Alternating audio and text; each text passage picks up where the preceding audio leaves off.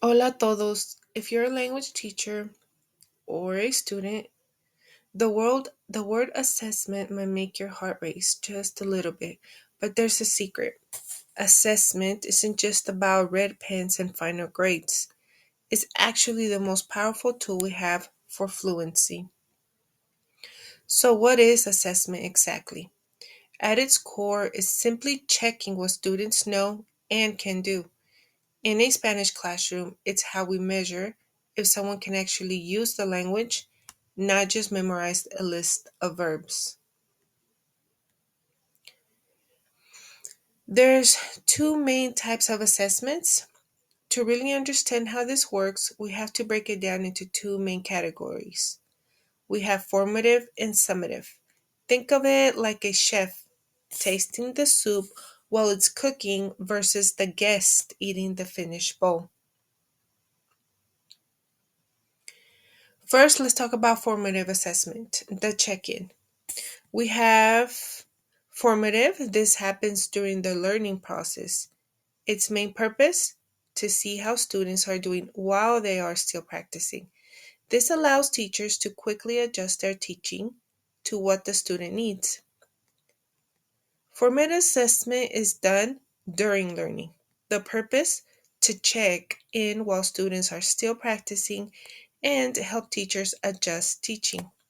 What is the key idea? It's for improvement, not for a final grade. Some examples are quick quizzes, observations, exit tickets, think and pair share, drafts of work, and peer feedback. Second part, summative assessment, the grand finale. This happens at the end of the unit, at the end of a semester, or at the end of school. The purpose here is to see what happens, what students have officially mastered. The summative assessment is done at the end of learning. It could be at the end of the unit, at the end of the semester, or at the end of the year. What's the purpose? To see what students have mastered. Key idea, it's for evaluations and or grading. Examples, final exams, end of unit tests, major projects, portfolios, presentations. Summative assessments are not big presentations where you talk about your childhood in the imperfect tense. This is where we measure the final results. I'm sorry, I said that wrong. Summative assessments are that big presentation where you talk about your childhood in the imperfect tense. This is where we measure the final result. When we balance both the quick check-ins and the big milestones, we create a path to true Spanish fluency. Assessment isn't the enemy of learning, it's the road map. So let's play a little game called ¿Quién sabe el sistema? I'm your host, and I'm going to ask you a few questions. Okay, ready? If formative assessment is a GPS, why shouldn't we give it a final grade? Take a few seconds to respond out loud. Pretend formative assessment is like GPS. Why shouldn't we give it a final grade? Answer: because you don't get a ticket for taking a wrong turn while the GPS is recalculating. If we graded the middle students, if we graded the messy middle, students would be too scared to ever put the car in drive. We keep it low stakes, not stressful, so they feel safe to make those wrong turns with the verb conjugations. Question 2. A teacher gives a pop quiz on a reading before explaining the hard parts. Is this formative or summative?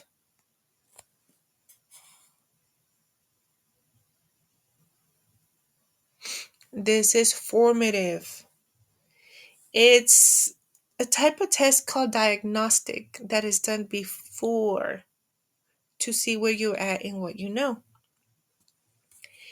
Even though the word quiz sounds scary, the intent is what matters. The teacher's just checking the room's temperature before they start cooking the lesson. Question number 3. Your whole class just bombed a formative quiz. Do you move on to the big unit test tomorrow? Take a few seconds to respond out loud.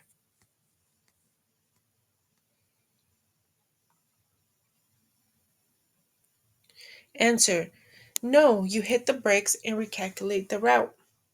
Moving to a summative test when the formative data says stop, it's like trying to run the marathon with a broken leg. You've got to heal the misunderstanding first. Question 4. Why is it unfair to have a final game, summative, without any practice, also known as formative?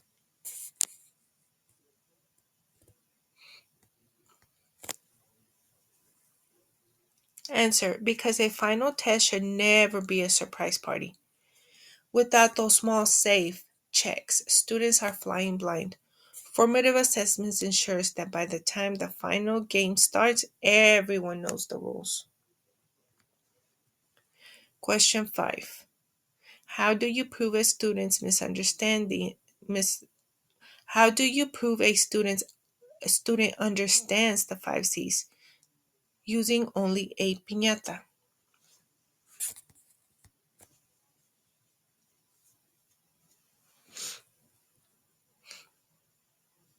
What kind of test would you give? Answer. You ask them to identify the paper figure as the product and act of hitting it as a practice. You've mastered the syntheses. When a student can see the thing and the action behind it, they aren't just memorizing Spanish. They are living the culture. Moving on to the next subject. What exactly are we assessing?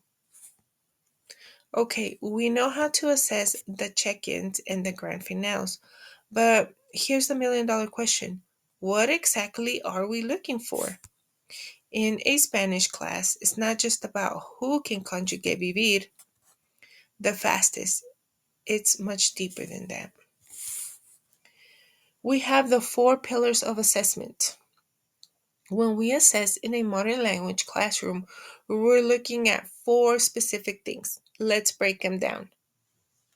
Knowledge of language, ability to use the language, cultural understanding, and progress over time. 1. Knowledge of the language. What does that mean? Pretend it's the nuts and bolts. It's really the vocabulary and the grammar rules. Vocabulary and grammar rules. This is the foundation. Does the student know that manzana means apple? Do they understand how to change a verb from the present to the past? A matching quiz or fill in the blank sentence would be an example. Again, to give a test and check for vocabulary and grammar, we could give a matching quiz or a fill in the blank sentence. What is the goal? Making sure the building blocks are in place. Part number 2, ability to use the language, the road test. But knowing the rules isn't enough. You can know every part of the engine and still not know how to drive. We have to assess if they can actually speak, write, understand, and read in real solutions. When you see questions about ability to use the language, you automatically are going to know that it's the ability to use Spanish, speaking, writing, and understanding and reading in real situations is the key word to remember here. Again, in real situations. Examples. Can they listen to Spanish weather report and tell you if they need an umbrella? Can they write a text message to a friend inviting them to a party? What is the goal? Real world communication. Again, what is the goal?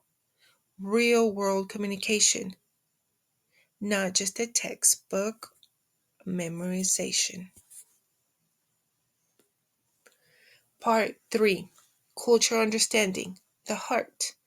Language doesn't just live in a vacuum, it lives in culture. We assess the 3 P's. We check for products, practices, and perspectives. Remember, products are the things, practices are the actions, and perspectives are the whys.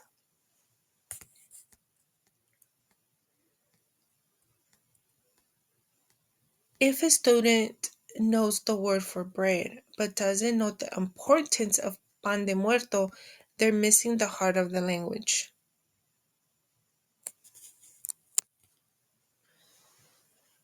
Part 4, Progress over time, the growth track. Finally, we assess progress. Language learning is not a marathon. Language learning is a marathon, not a sprint. We ask, is this student better today than they were a month ago? We have some assessment examples here. Comparing a voice recording from September to May, from the beginning of the school year to the end of the school year. What is the goal? Celebrating growth and seeing the light bulb moments happen over time. So when you give a grade or a piece of feedback in Spanish class, remember it's checking their tools, which was we check for vocabulary and grammar, their communication skills. Can they actually communicate in real life situations? Also, their cultural heart. Do they understand the culture, the 3 parts of culture? And their journey. Did they actually make some growth? Is there a difference from the beginning of the school year to the end of the school year? So, this is the full package. Let's play a game. It's called the Language Lab. Question number 1. What's the difference between knowledge of language and the ability to use it? Remember, knowledge of language is vocabulary and grammar, and the ability to use it is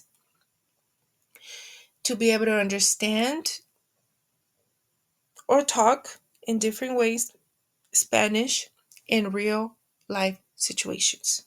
Take a minute to answer. So here it is. Knowledge is the blueprint. It's knowing that comer ends in O for I eat. Remember, knowledge is grammar and vocabularies. For example, it's knowing that comer ends in O for I eat. And the ability means to use Spanish in real life situations. It's the action. It's actually ordering the taco without stuttering. Think about it like a recipe. Knowledge is reading the ingredients, ability is actually cooking the meal. If you can't fry the egg, the recipe doesn't matter. Next up, culture. We hear people talk about products and perspectives all the time. What's the catch?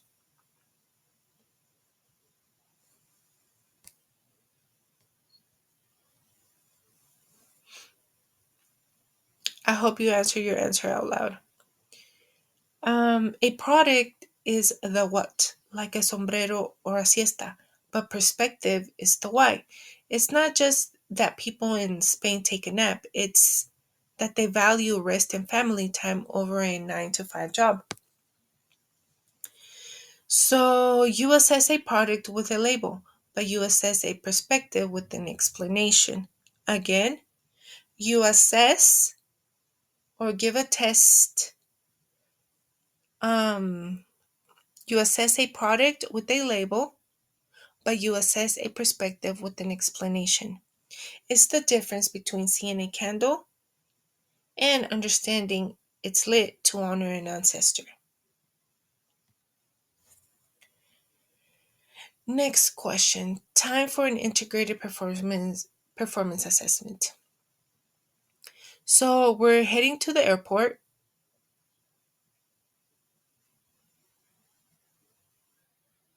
To pass this unit, our contestants need three things. Let's look at the board. First, one of the things they need is knowledge. Remember, that's vocabulary. We're going to do a vocabulary check. Here's the challenge. It's called the labeling challenge. You're going to provide a detailed drawing of a suitcase in a hotel room. Students must correctly label 15 essential travel items like pasaporte, cepillo de dientes, toallas, in 5 parts of the room. Why?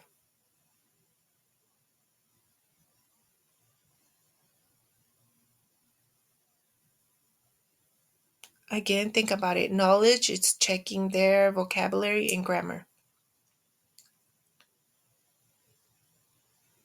Answer, this ensures the students has the building blocks, or also known as the words, before they can try to use them in a sentence.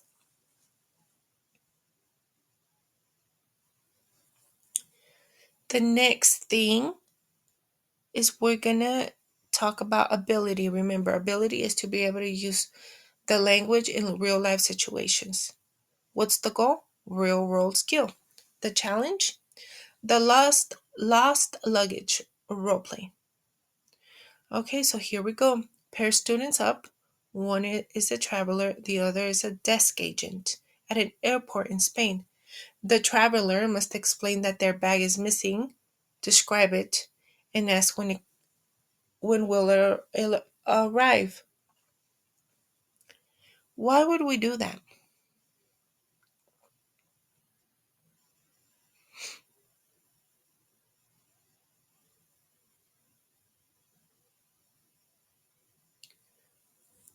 Answer. This tests communication. It doesn't matter if every verb ending is perfect.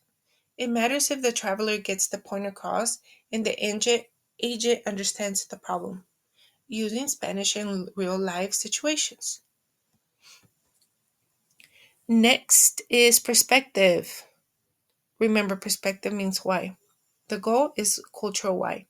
Here's the challenge. Is called the hotel comparison reflection. Show photos of a typical U.S. hotel room versus a pension in a historic Spanish city. Students must write a response explaining why the Spanish hotel might have smaller beds or no elevator. Take a few seconds to think about why this would be um, a good activity for perspective.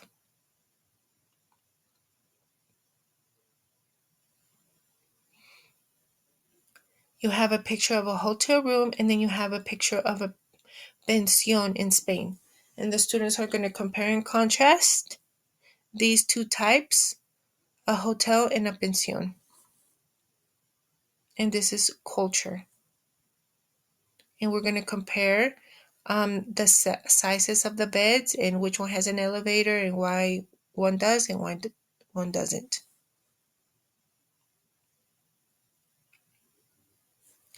Answer, the why. This checks for understanding of values, specifically the culture preference for preserving history and architecture over modern conveniences.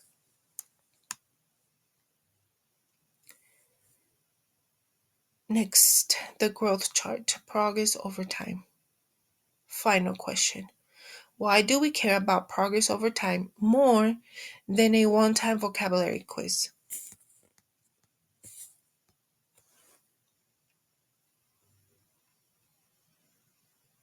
Answer. Think about a vocabulary quiz like a photo, but progress, think of it like a movie. A student who starts at zero and reaches novice mid has climbed a mountain. A student who starts at novice mid and stays there is just coasting. So yes, remember we use the can do Statements to track their growth.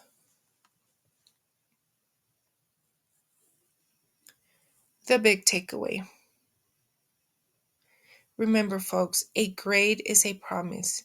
If a student gets an A but can't survive a conversation in Mexico City, that grade is a lie. We need accuracy and fluency. We need the rules and the heart. Thanks for playing. Okay, let's review all this information we were talking about.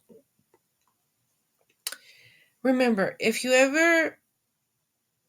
ever felt like your classroom goals and your Friday quizzes are living in two different worlds, this video is for you. Today we're talking about alignment, making sure the way we grade actually matches what you're trying to teach. Again, let's review what we talked about. That making sure that the way you grade actually matches what you're trying to teach. Let's talk about communication again. What is the goal?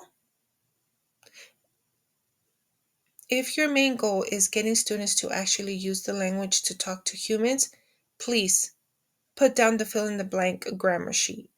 The strategy: assess through active speaking and listening tasks. Remember, this is real world interaction. So, for example, instead of a vocabulary quiz on food, have them order a meal from you while you play a grumpy waiter. It's messy, it's loud, and it's exactly how communication works. Number 2, the culture connection. Next, what if your goal is culture understanding? You can't really bubble in an answer for empathy or perspective. So how do we grade or check that they understand culture? We move to our words projects, deep discussions, and comparisons. How do we do this? With thinking, critical thinking, and reflection. Here's an example. Have students compare a holiday in their home country to one in, let's say, Mexico. A presentation, or here it is, a Venn diagram. That's going to tell us way more about their culture grasp than a multiple choice question ever could. So here's the example, Christmas. We have, let's say the student lives, of course, here in Texas, and we're going to compare Christmas in Texas and Christmas in Mexico. So on one side, we're talking about the posadas, and in Texas Christmas, we have the big trees, the Santa, and we only celebrate Christmas that day. And then in the middle, we talk about la tamalada. This is the strongest Texas-Mexico bridge. In both cultures, families spend hours together making dozens of tamales to eat on Christmas Eve. Both Texas and Mexico do this exactly the same. So this is a great way to check for culture connection. Remember, the goal for culture is understanding. To understand culture is to assess through projects, discussions, and a Venn diagram. That's an example of a comparison. 3, providing proficiency. Finally, we have the big one, proficiency. This is about what a student can do with the language in spontaneous setting. Okay, so let's pretend we're doing a rehearsal. Think role play in interviews. Don't tell them the question in advance. Put them in a scenario like a job interview or resolving a travel mishap and see how they navigate it. This is the ultimate proof of proficiency. Here's the bottom line. Your assessment shouldn't be a gotcha moment. Your test should be a mirror of your goals. You always match the task to the target and you'll see much better results. Let's talk about types of tests and assessments. Ever felt like testing is just one big scary category? In reality, we measure learning. In reality, how we measure learning is as diverse as the students we teach, many different forms.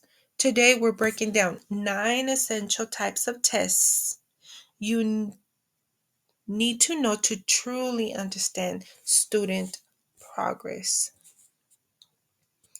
Part 1, putting skills to use. First, let's look at the assessments that focus on action and growth. First, let's talk about performance assessments. This type of test, this is the show. Don't just tell. This is the show, don't just tell of testing. Students actually do something in the language. Performance, they put on a performance, like role plays, interviews, or writing an email. Students actually do something in the language.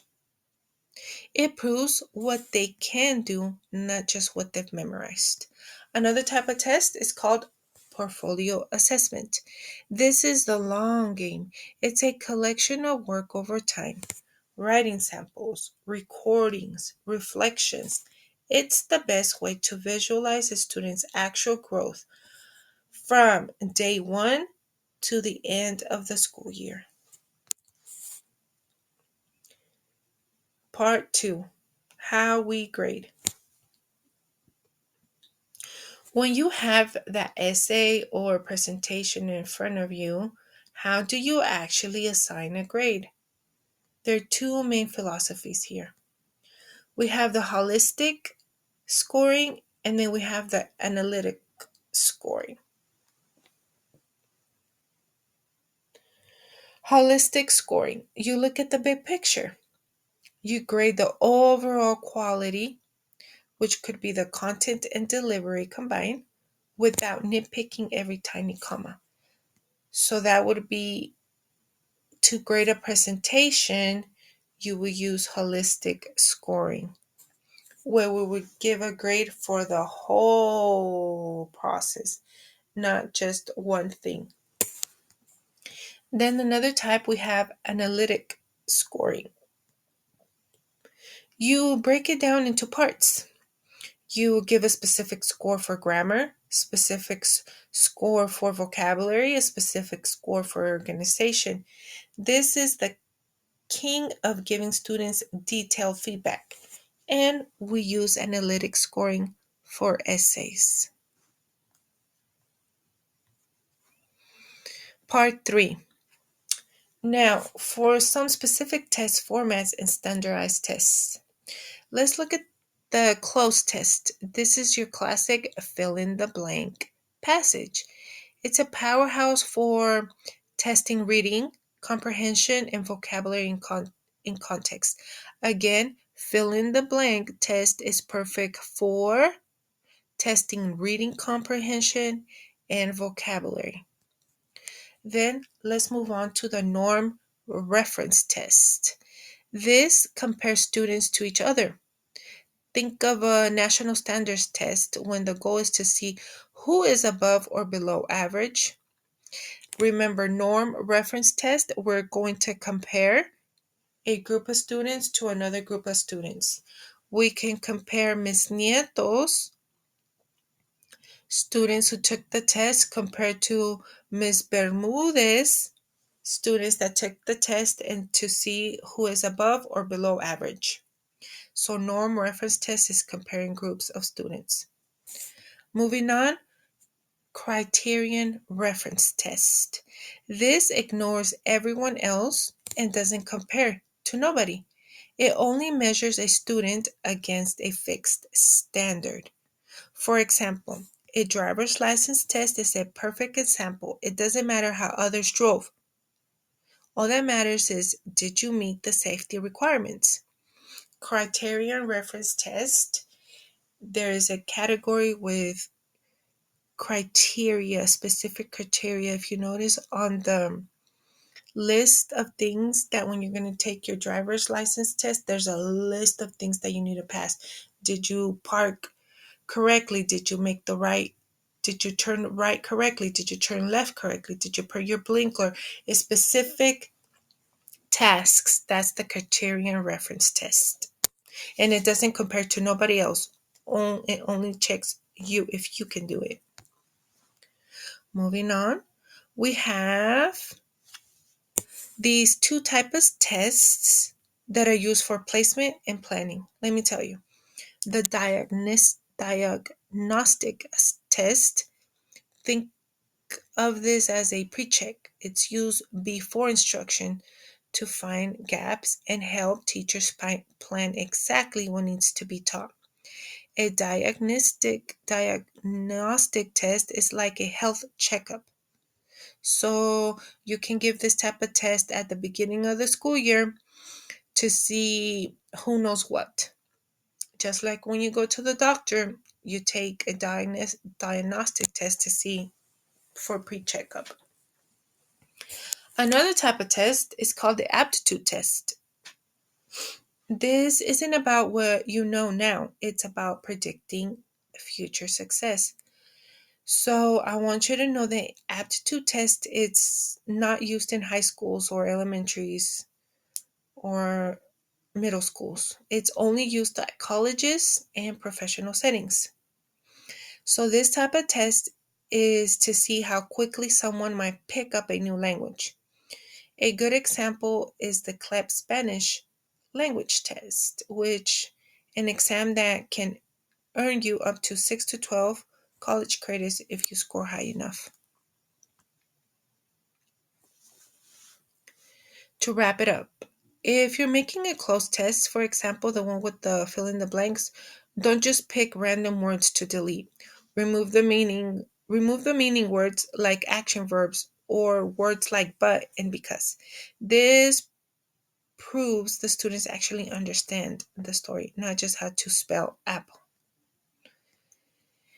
And here's a quick warning about aptitude test. Be careful. Don't put a student in a box just because of one score. Having a low aptitude doesn't mean they can't learn. It just means you might need to change how you teach them. Hard work and a good song can beat natural talent any day. We're getting creative and turning those boring multiple choice quizzes into epic performance tasks where students actually use their skills.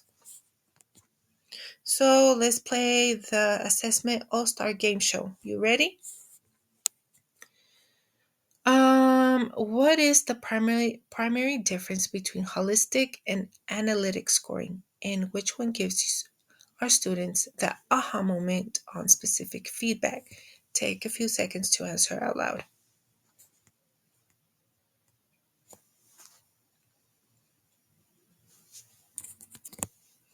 Answer. Holistic is the big picture. You look at the whole essay and say, give them a grade. That's a B. It's fast and it focuses on the vibe. Now, let's talk about analytic. Analytic is the breakdown. You score grammar, vocabulary, organization, all separately. And which ones should we say wins the specific feedback trophy? What do y'all think? Answer, analytic scoring. It's like a medical checkup. Instead of just saying you're healthy, it tells you your cholesterol is high, but your heart is great, and it moves on and on to be very specific. Students see exactly where they struggled. Next question, in your own words, why is a criterion reference test fairer for a classroom than a norm reference test? Take your time to answer.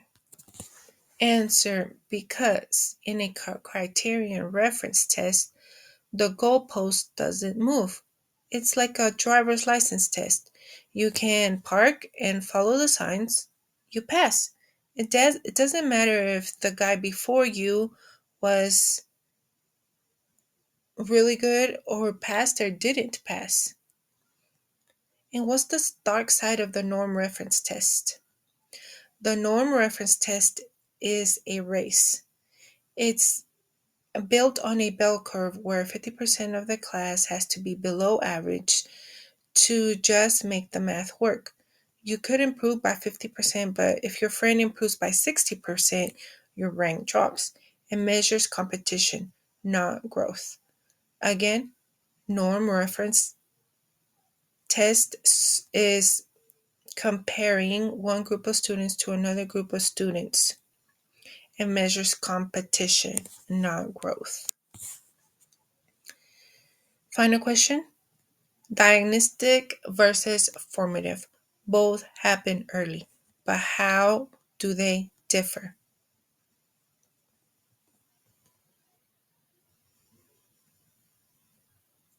Answer. The diagnostic test happens before you start. It finds the gap. If the class already knows how to conjugate verbs, you skip that unit. Formative happens during the lesson. A quick thumbs up, thumbs down to see if they understand the last 10 minutes.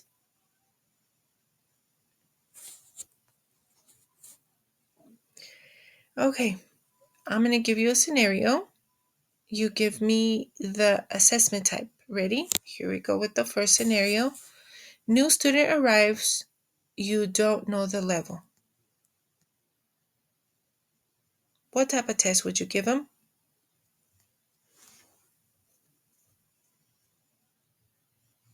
Answer. Diagnostic. You need to find their specific gaps before placing them. Second scenario. You have 150 short essays due tomorrow to give a grade. What type of test would you give? Answer. Holistic. You need speed over detail, so you give an overall grade. Next scenario. A test where you need 80% to move to level 2. Type of test, criterion reference. You're meeting a standard, not beating a peer. Next scenario, ranking a student in the 90th percentile in Texas. Answer, norm reference. That's pure comparison. Moving on to the next part. Let's talk about the 3 modes of communication. But we're going to talk about the 3 modes of communication and how to give assessments. If you're teaching a language, you've probably heard the terms interpretive, interpersonal, and presentational. But in the world of assessments, these aren't just fancy words. They are the 3 distinct ways your students actually use the new skills. Let's break down how to test each one of them. Number 1, the interpretive mode, the input, what is coming in, the listening and reading. This is all about listening and reading comprehension. Think of it as the student acting like a sponge, soaking up information from the source. What's the goal? Can they understand a native speaker? Can they understand podcast? Or can they understand the news article? How do we assess the listening mode and reading mode? Answer, multiple choice or short answer questions. Summarizing, another way, summarizing the main idea of a story. Another way, another type could be summarizing the main idea of the story.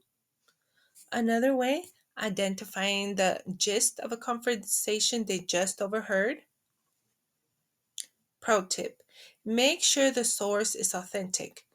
Use real weather report or a movie trailer. Again, when you're giving these listening or reading activities, aka interpretive, make sure that is authentic, made in that country. Moving on, interpersonal mode, the back and forth. This is the heart of the language, two-way communication. It's spontaneous, it's messy, and it requires a give and take. What's the goal? Can they handle a real conversation where they don't know exactly what the other person will say? How do we assess this type of talking back and forth? We The answer, conversations or text-based chats. Another one, interviews where you ask follow-up questions. Another type, role plays. Like let's pretend you're lost in Spain and ask for directions and react to the answer. The key here for interpersonal mode, if it isn't a two-way street, it isn't interpersonal. Part 3, the presentational mode. The output, what is coming out, the Spanish coming out of your mouth. This is the one-way communication to an audience. The student has time to draft, edit, and polish their work. The goal? Can they create a finished product that informs, persuades, or narrates? How do we assess? What type of test? Speeches or oral presentations would be perfect. Also, essays and formal letters. Another way, videos or posters. The key, unlike interpersonal, there is no immediate reply. It's just a performance. To be a truly fluent speaker, students need all three. When you're planning your next unit, ask yourself, am I just testing if they can read, interpretive, or am I seeing if they can survive a conversation, interpersonal, and can they tell a story, presentational? Let's play a game. Ready for some questions? What is the number one thing that separates an interpersonal assessment from a presentational one? Take a few minutes to answer out loud.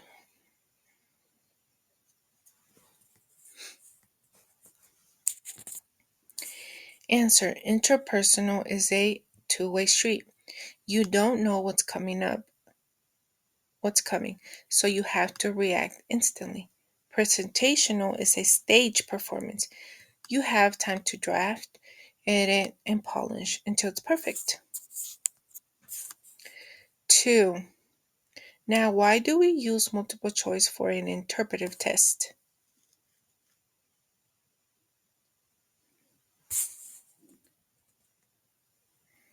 Answer, because interpretive is about catching the meaning, not throwing your own words. Multiple choice provides you follow the story without the stress of having to build your own sentences yet. I'm going to throw 3 different tasks at you. Classify them into the correct mode. 1. Listening to a weather report and drawing icons on a map.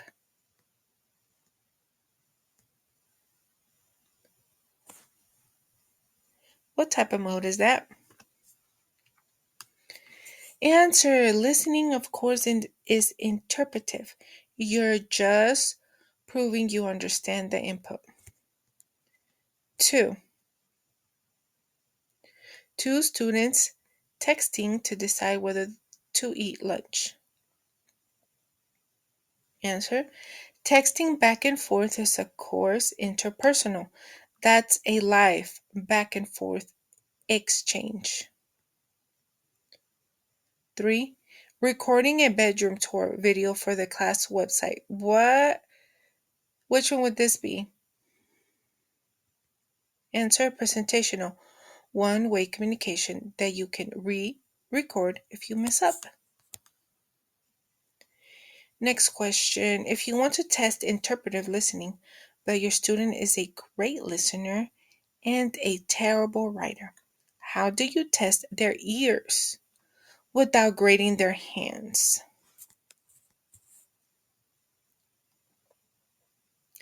Answer, remove the writing hurdle. Instead of a writing summary, have them draw a comic strip of the story or give them 5 pictures and ask them to put them in the order they happened.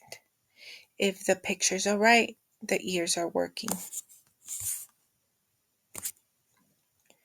Now, how do you manage an interpersonal mode play with 30 students in the room without becoming a riot? Answer: you can use the speed dating method. You can line them up, set 60-second timer, and have them chat. When the buzzer dings, one row moves down.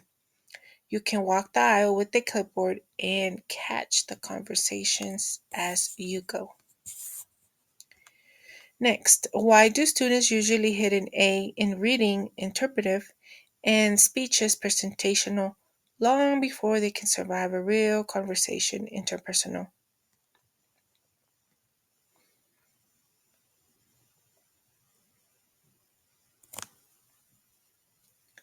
Answer: because of the clock. In reading and writing, you have the luxury of time. You can use a dictionary or reread a sentence 5 times. In a conversation, the clock is always ticking.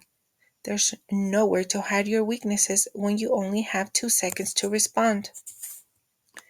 Next, the final challenge. We're going to design a 3-mode unit on healthy eating. So, for interpretive, what could we have the students read?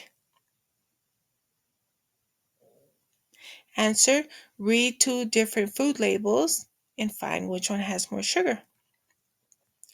Interpersonal, of course, that's debate. We can have them debate with the partner about which snack is better for a hike. And from the presentational mode, of course, it's recording. We can have them record a healthy tip vlog summarizing what you learned from the school's social media.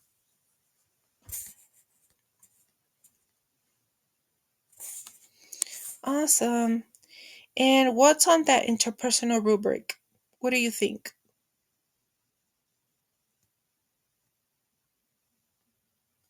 Interpersonal. Remember, for interpersonal, we're grading survival skills. So, what can be on the rubric? Did they ask for a repeat to understand? Did they use circumlocution, describing around the word they forgot? Um, Different things like that. In the real world, the winner isn't the best speller, it's the one who keeps the conversation alive. Next thing we need to talk about, changing the subject, is master your grades with rubrics and feedbacks. Ever turn in an assignment you thought was an A only to get it back covered in red ink with no explanation? Or maybe you're a teacher buried under a mountain of essays wondering how to stay consistent. Today we're breaking down the 2 secret weapons of successful learning: rubrics and feedback. Part 1: the rubric. First up, the rubric. Think of this as the GPS for an assignment. It's a scoring guide that tells you exactly what's expected before you even start. What are the key features of a rubric? The criteria. These are the what, like grammar, creativity, or technical accuracy. Levels of quality. These define the how, well, ranging from excellent to needs improvement. Another thing is fairness. Because the rules are set in stone, grading stays objective and transparent. No more guessing what the teacher wants. Pro tip: always check the excellent column first on the rubric. It's literally a checklist for how to get an A. So I gave you an example here of the rubric from the manual for the LOTE exam for how to write an email and get the best score. Take a few seconds to read how you will be graded on your email writing for the LOTE test.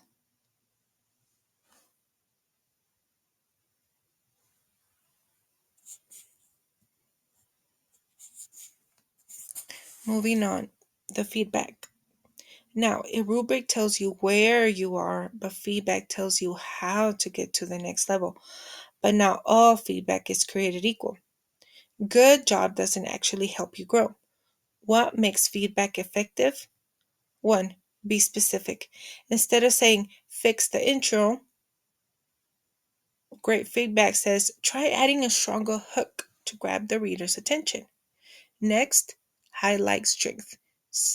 It's just as important to know what you're doing right so you can keep doing it. Third, actionable improvements. It should give you a clear next step. When you're studying for your LOTE test, getting feedback for all your writing practice is key. Part 3. 3 sources of feedback. Feedback doesn't just come back from the person holding the red pen. It actually comes from 3 main places. Feedback sources are teacher feedback, provides expert guidance and aligns with curriculum standards. Peer feedback, seeing how your classmates tackle the same problem can spark new ideas for both of you. Lastly, self-feedback. This is the superpower. Using a rubric to grade yourself helps you catch mistakes before you hit submit. When you combine a clear rubric with specific feedback, you stop worrying about the grade and start focusing on the growth. Use them together and you'll be unstoppable.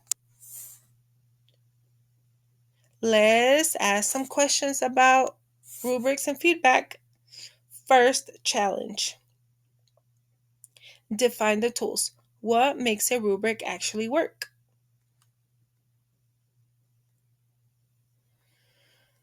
Here we go. What are we looking for? What is this called? Is it the detailed? Is it the details, the descriptors? Is it the scales, levels of quality? Is it the goal, criteria? Take a few seconds to think about this. What are we looking for in a rubric? What is this called?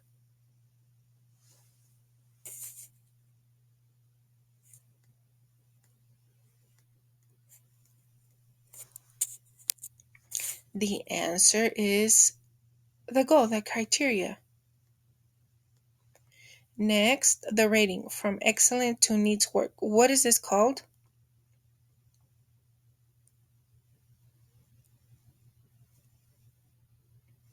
Answer, the scale. This the levels of quality. The rating from excellent to needs work. Next, the why. What does excellent actually look like? What is this called?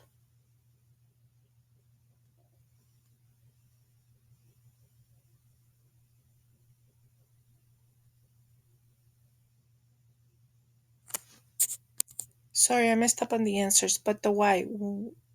What does excellent actually looks like? What is this called? And that the answer is feedback. Why does the scale matter? The scale, levels of quality, the rating from excellent to needs work. Because without it, grading is just a gut feeling. A scale means no surprises. Same rules for everyone and clear roadmap to improve.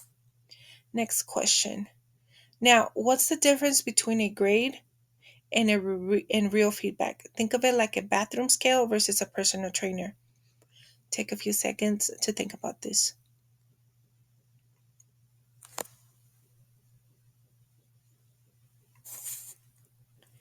Answer is right there. Evaluate feedback.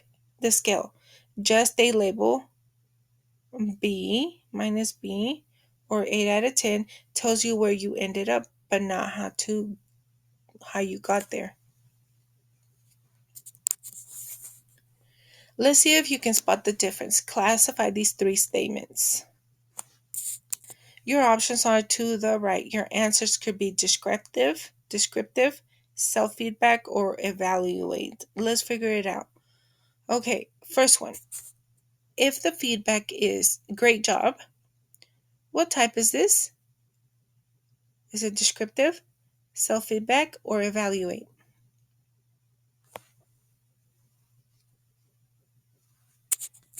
The answer is evaluate.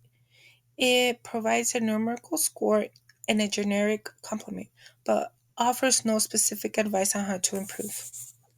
Another type of feedback is try more transition words like therefore to connect your ideas. What type would this be? Descriptive, self-feedback, or evaluate?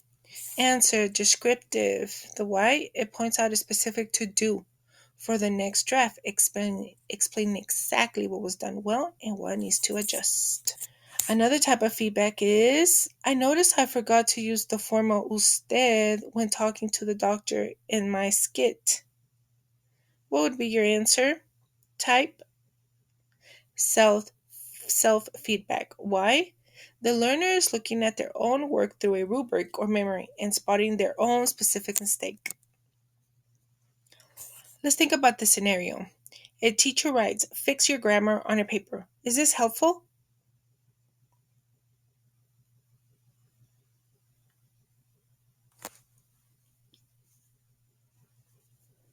The improved feedback. You have strong ideas, but you often forget commas in long sentences. Try adding pauses where two ideas join together in paragraph one. Nice. And what about self assessment? Most students are actually harder on themselves than teachers are.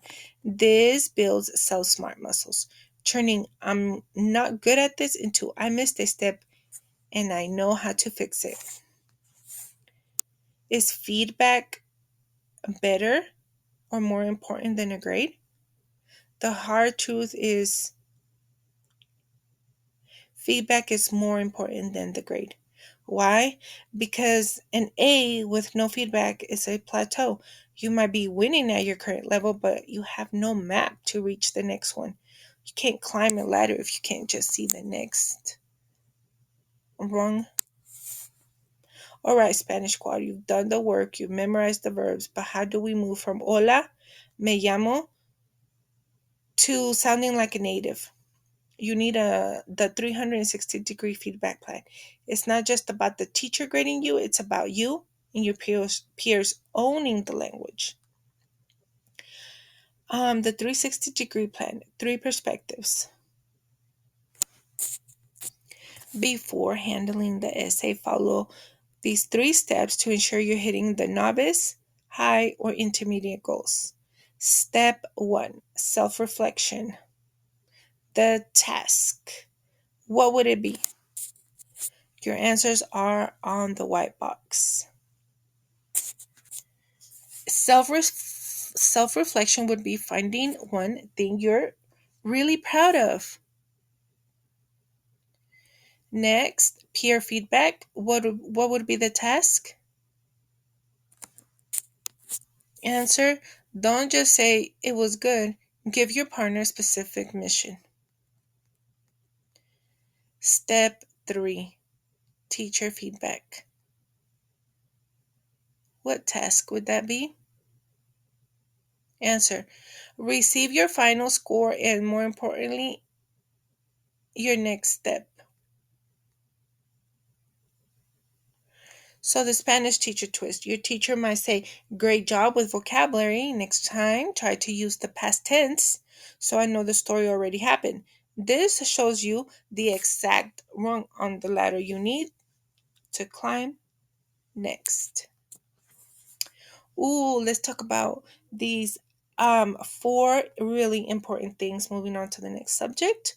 We've all been there. You study for a math test, but the word problems are so confusing that if it feels more like a reading test. Or you take a quiz on Monday and you're pretty sure if you took the exact same quiz on Tuesday, you get a totally different score. Today, we're looking behind the curtain at the four big concepts that make or break a test: validity, reliability, bias, and fairness. Okay, one concept here we need to figure out is validity. What does that mean? AKA accuracy. Does it hit the right target? This is the most important question in testing. When you're creating a test, think about this. Does the test actually measure what it's supposed to measure? So for example, imagine you're a Spanish teacher and you want to test your speaking skills, but they give you a multiple choice grammar quiz, but you give a multiple choice grammar quiz. The verdict: the test has low validity. It's measuring the ability to pick A, B, or C, not the ability to actually hold a conversation. Key takeaway: if a test doesn't match the goal, it's not valid. And that's how you're going to remember validity. Next is reliability, aka consistency. Does it hit the same spot every time? Think of this as consistency. If a student took the same test twice, or if two different teachers graded the same essay, will the result be the same? Think about it like this. Here's a scenario. You take a personality test today and get an introvert. You take it again tomorrow and get extrovert. The verdict: that test is unreliable. The fix: this is why we use rubrics.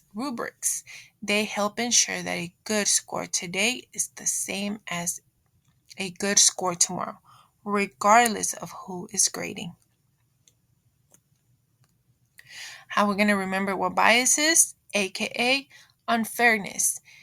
Is it one-sided against a specific group?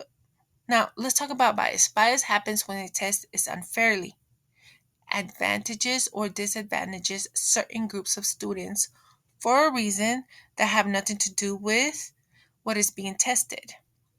Here's common types of biases. Cultural bias, using references that only some students understand. For example, a reading passage about a sport only played in one country. Next type of bias is linguistic, using unnecessary complex language in a science question. Third type of bias is gender or economic, assuming all students have access to the same tools or experiences. Next concept is fairness, aka opportunity. Does everyone have a clear path to the goal? When you combine validity, reliability, and an absence of bias, you get fairness. Fairness means that every single student has an equal opportunity to show what they know. It's not just about giving everyone the same test. It's about ensuring the test doesn't have hidden obstacles that stop a student from showing their true potential. For example, mode fairness, speaking versus writing. Some students are self smart, interpersonal, and thrive in writing, while others are people smart, interpersonal, and thrive in conversation. Unfair, only ever grading Spanish through written fill in the blank test. This disadvantages students who are excellent at communicating orally but struggle with spelling. Fair, providing a balance of modes. A fair Spanish grade should include interpretive, the reading and listening, interpersonal, the conversation, and presentational, the writing and speaking tasks.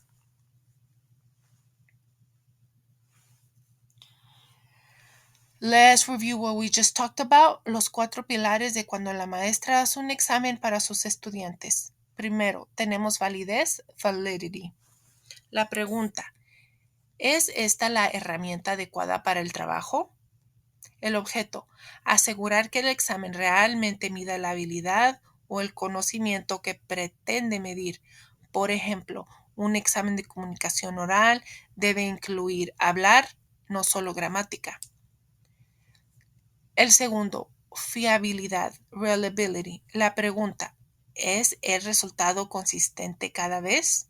El objetivo: garantizar que si un estudiante tomara el examen de nuevo o si otro profesor lo calificara, el resultado sería el mismo. Tercero, sesgo, bias. La pregunta: ¿hay un obstáculo oculto para algunos estudiantes? El objeto: identificar y eliminar ventajas o desventajas injustas basadas en la cultura, el género, el idioma o el nivel socioeconómico. Por último, tenemos equidad o justicia, fairness. La pregunta: ¿tienen todos la misma oportunidad de tener éxito?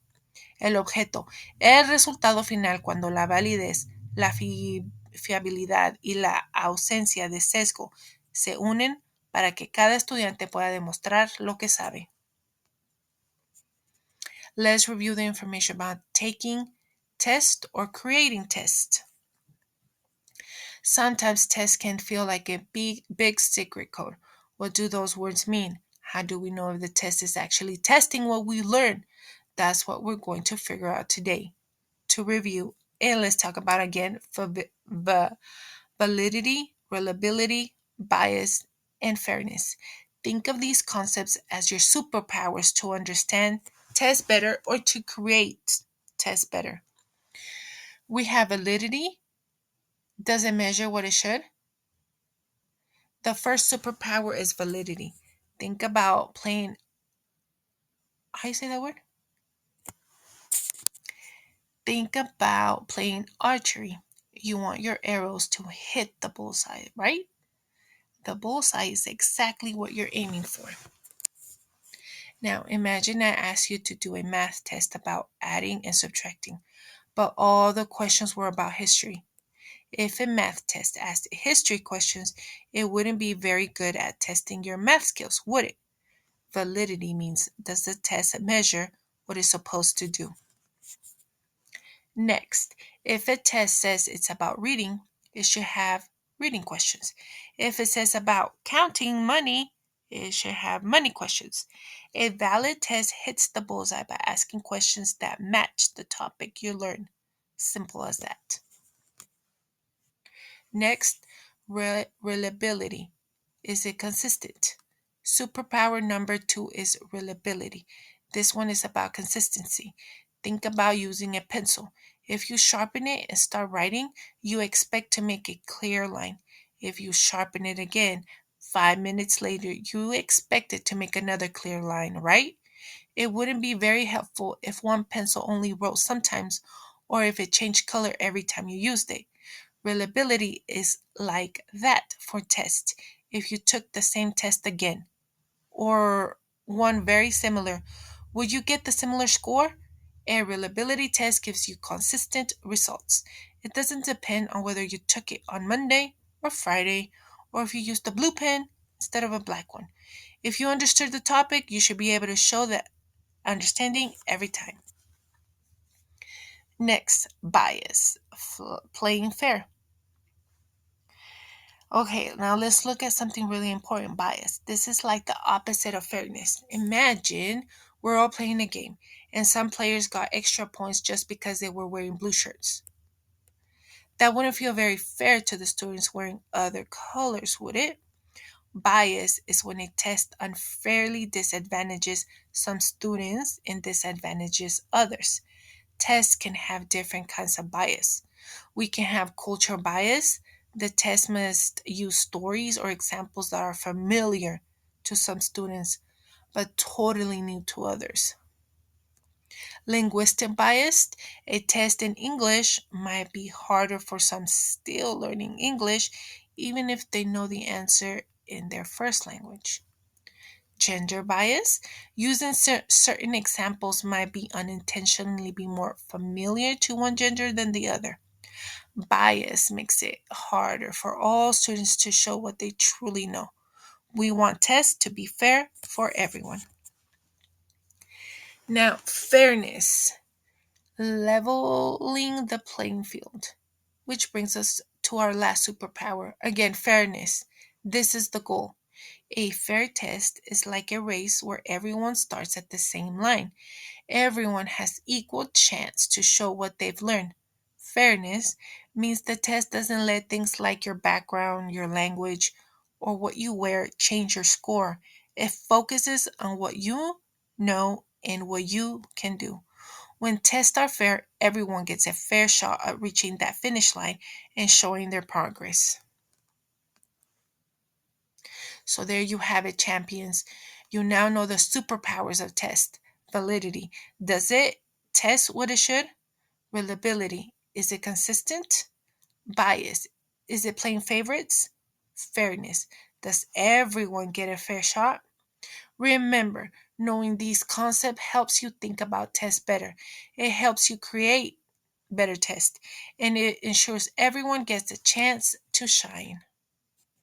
Let me ask you some questions. A teacher wants to see how well her students know math. However, she accidentally hands out a test written entirely in Spanish.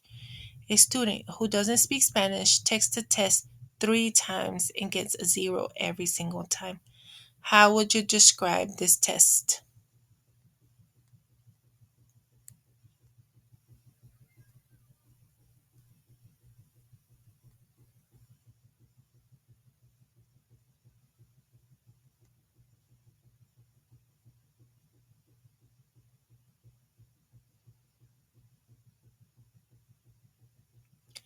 Answer: it is reliable because the student got the exact same score, zero every time. The test is consistent. The answer is B. It is a reliable but not valid. It is not valid because the test was supposed to measure math skills, but actually measure language skills. It failed to measure the intent topic.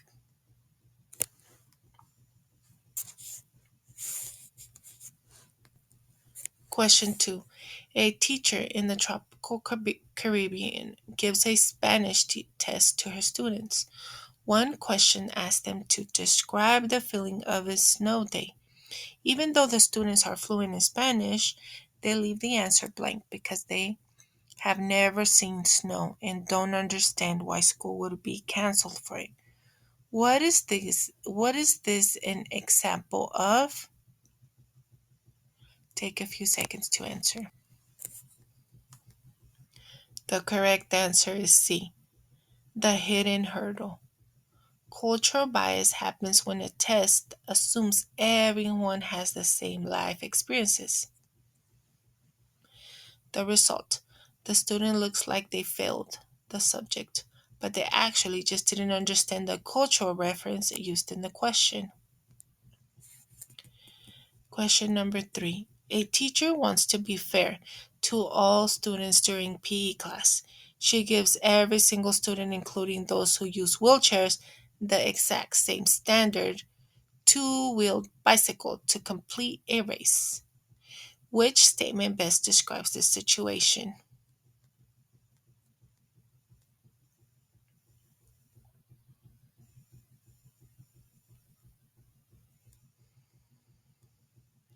The correct answer is B.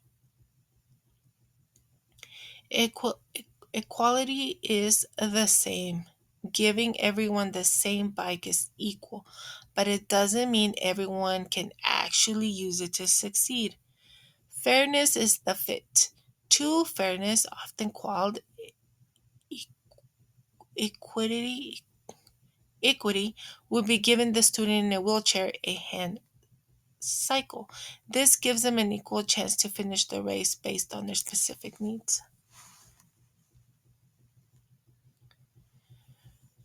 Question 4.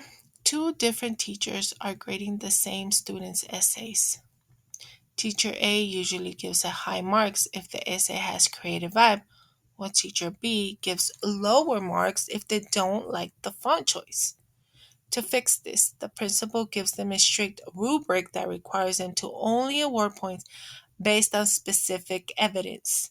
Students used at least 5 transition words, for example. How does this rubric help the teachers achieve reliability?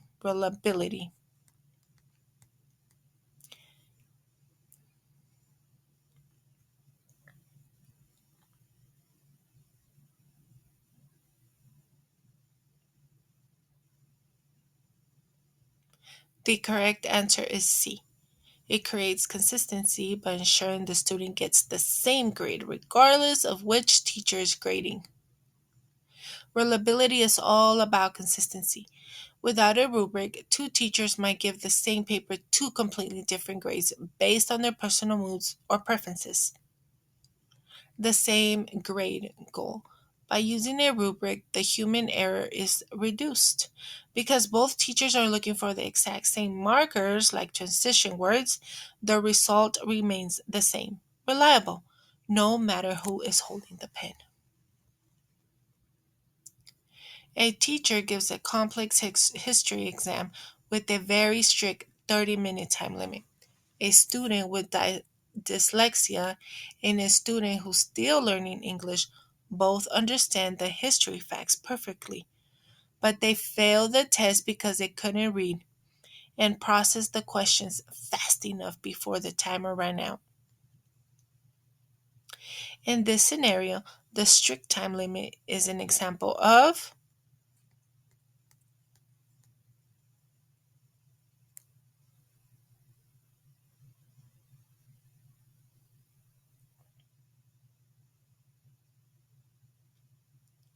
the correct answer is B. Processing speed bias. The test is accidentally measuring how fast a student reads rather than how much history they know.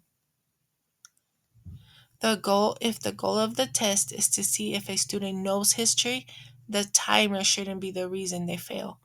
When a timer stops a student who actually knows the answer, the test is no longer valid. It measures reading speed instead of history knowledge. The hidden hurdle? This is a form of bias because it punishes students for how their brains process symbols like letters and numbers rather than testing their actual understanding of the subject. A Spanish teacher wants to test if their student knows family, vocabulary words like madre, padre, tío.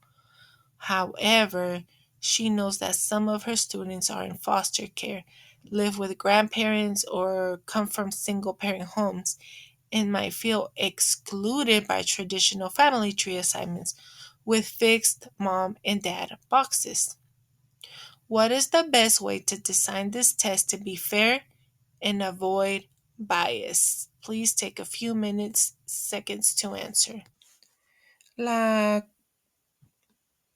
the correct answer is B, focusing on the skill. The goal of the test B, role-based assessment, asks students to label the people who take care of you or use a fictional story about a about character's family to test their vocabulary. The goal of the test is to see if the student knows the words, not to judge their home life. By using a fictional story or flexible labels, the teacher removes the hidden hurdle, the emotional or social pressure that could stop a student from showing what they know. Equity over equality.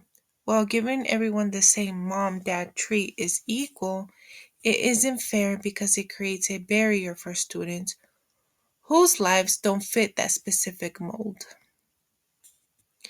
Next section. Now let's move on to the next section. New subject to talk about. Text test scores decoded. Mean, median, and the scaling trap. Have you ever looked at a test grade and wondered, how did the rest of the class do? Or why did the teacher change the scores? Today, we're breaking down the math behind the grades. We're looking at how teachers use statistics to understand how you're doing and why scaling isn't always what it seems. Pause right here. Look at the picture. Mean, I need you to remember what mean looks like, median, and mode. Just memorize those pictures, and when I'm explaining, then it will make sense. Look at mean, median, and mode. The big three: mean, median, and mode. When a teacher looks at a pile of finished tests, they need to find the middle. They use the three main tools called measures of central tendency: the mean, the average.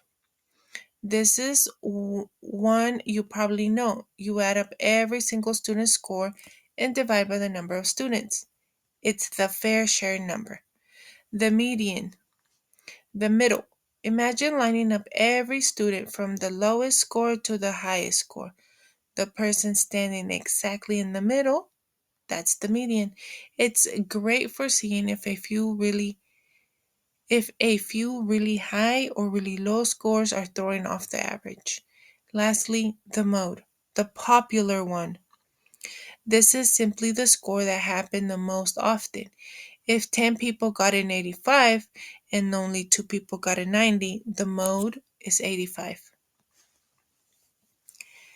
Section 2, Norm reference versus criterion reference. Now, how is your score actually judged? There are two main ways. Norm reference, the comparison. Think of a race. If it doesn't matter how fast the clock is, it matters if you beat the person next to you. Tests like the SAT or the Praxis are norm reference. They capture your score to norm group of other students across the country. The criterion referenced, the mastery. This is like a karate belt test. It doesn't matter how the other students did. If you can perform the moves correctly, you pass. You are measured against a set standard like getting 80% correct. Most of your classroom tests are or should be this type. Section 3, the analysis, the teacher's detective work. Before a teacher puts a grade in the book, they should do some detective work called item analysis. Instead of just looking at your total score, they look at individual questions. Teacher thought, wait, 90% of the class missed question number 5. Was that question confusing? Did I forget to teach that part? Item analysis helps teachers remove faulty questions. If a question has broken or tricky, they can throw it out so it doesn't hurt the grade. And they can also plan reteaching. It tells the teacher exactly what the class needs to practice again tomorrow. Let's talk about the scaling trap. Imagine a whole class fails a test. The teacher thinks, oh no, I'll just add 10 points to every score so the grades look better. This is a scaling trap. Why is it a trap? Well, remember criterion reference testing? That's supposed to show you master the material. When a teacher scales the test because everyone did poorly, they are accidentally turning it into a reference test. Instead of measuring if you learned the math, they're just measuring how you did compared to others struggling classmates. It hides the fact that the class might need more help or that the teaching method needs to change. Summary. Tests aren't just about a letter at the top of the page. They are tools. Mean, medium, and mode help us see the average. Criterion tests show what you know. Item analysis helps teachers fix their own mistakes. Let's play a game. You ready for me to ask some questions? Question 1. Which measure of central tendency is found by identifying the score that appears the most frequently in the database? Take a few seconds to think about it.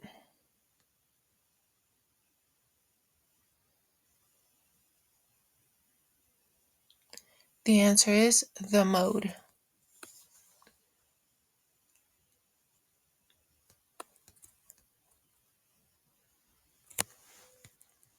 Next question. A teacher gives a midterm exam where students must score at least 80% to pass, regardless of the rest of the class performs. This is an example of what type of assessment?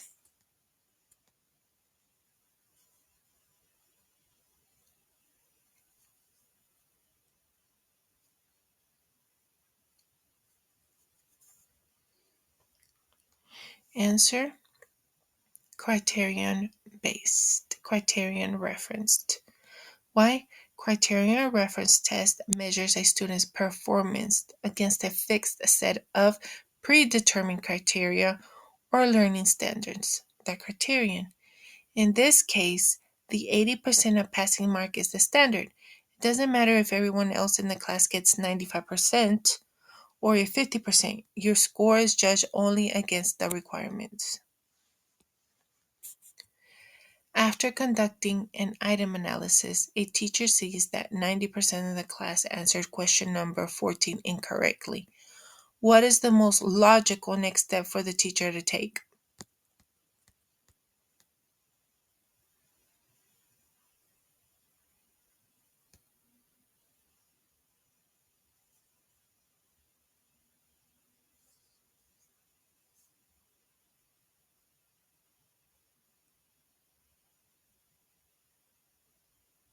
The answer is B.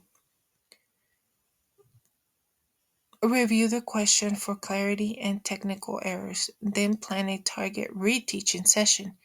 In education, data is a flashlight. When 90% of students fail a specific item, it suggests a systematic issue rather than individual student effort. Step 1 is a sanity check. Was the question worded poorly? Was the correct answer keyed incorrectly in the system? Once the teacher confirms the question was valid, the data proves the students haven't mastered the concept. The only professional path forward is to reteach, using a different strategy, as the first method clearly didn't stick for the majority of the room. Why is scaling or curving a test score considered a violation of the fundamental purpose of a criterion referenced assessment? Take a few seconds to think about it.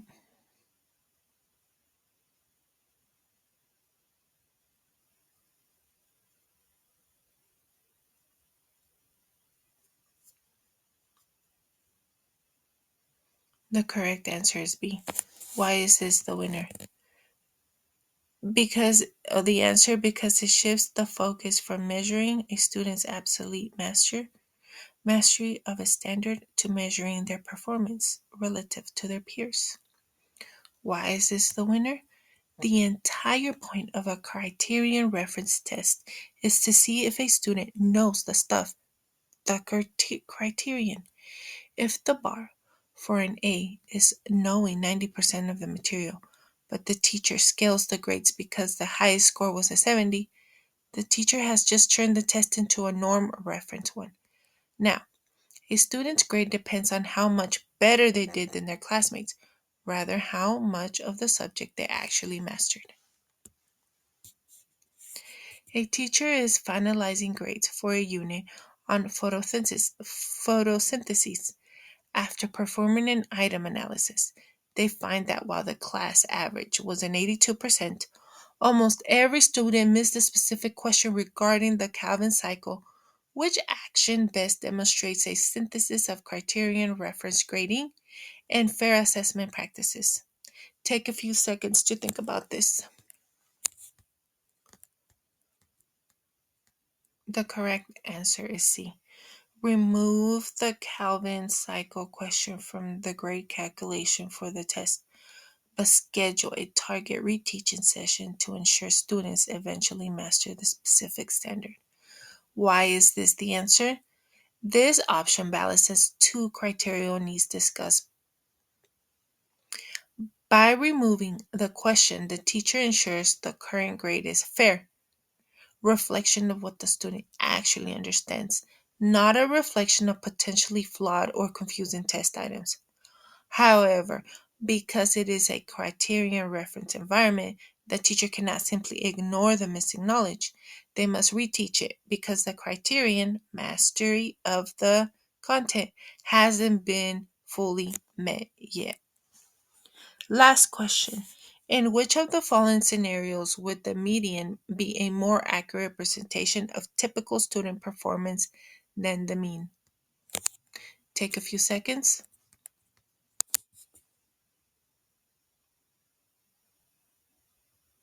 Oh no, the question is worded wrong. I am so sorry. I didn't even write the scenarios. Skip this one. This is totally wrong. Delete. Sorry about that. Okay. Okay, we're done here. Thank you for studying with me.